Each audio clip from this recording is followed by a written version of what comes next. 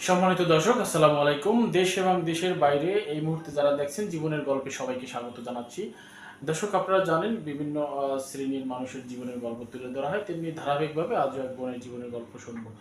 তো দর্শক, চলুন আমরা কথা বলি সেই বোনের সাথে। আসসালামু আলাইকুম। ওয়ালাইকুম আসসালাম। কেমন আছেন? আলহামদুলিল্লাহ ভালো।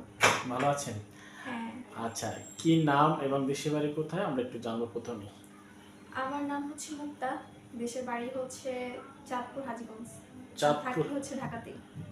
চাঁদপুর হাজীগঞ্জ, ঢাকাতে। পরিবারে 2 বোন, মা আমি। দুই বোন, মা 2 আর বোন হচ্ছে আপনি। আমাকে নিয়ে 2 বোন। ও, আপনাকে নিয়ে দুই বোন। আচ্ছা, এর আগে দেখছিলাম আপনি খুব সাজুগুজু করে বসে আছেন। তো আজকে একটু কালো পোশাক, কি কালো দিবস? না, আসলে কালো রংটা খুব পছন্দ।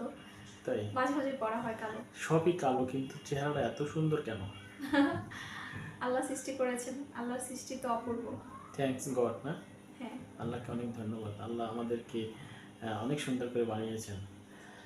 আসলে শুকরিয়া করলে শেষ করা যাবে না, তাই না? তা তো অবশ্যই। আচ্ছা, আপনার বাবা এবং পরিবারের বিষয়ে আমরা অল্প করেও শুনেছিলাম এর আগে, কারণ সব কথা একেবারে শেষ করা যায় না এত অল্প সময়, তাই আমরা একটু পর্ব হিসাবে শেষ করতে চাচ্ছি। তো বোন, একটু যদি বলেন, আপনি বলছিলেন আপনার বাবার অবর্তমানে ছিলেন না কেউ, কিছুদিন পর যখন আপনার ভালো অবস্থানে আসছেন তখন আবার হাঁটি পা পা করে সবাই ব্যাক করছেন, কিন্তু এই ব্যাক করার পিছনে কোনো স্বার্থ ছিল কিনা এই বিষয়টা আমরা একটু জানবো। আসলে তার কি স্বার্থ সেটা আমি জানি না। বাট সে আমাকে বিয়ে দেওয়ার জন্য অনেক চেষ্টা করেছেন। তার সাথে একেবারে সম্পর্কটাই এখন বলতে গেলে নাই। কারণ হচ্ছে যে আমার দুঃসময়ে কেউ পাশে ছিলেন না। যখন সুসময় ভালো অবস্থাতে আছি আরকি, তখন হঠাৎ করে চলে এসেছে বিয়ে দেওয়ার জন্য। তখন এত দায়িত্ব চলে এসেছে।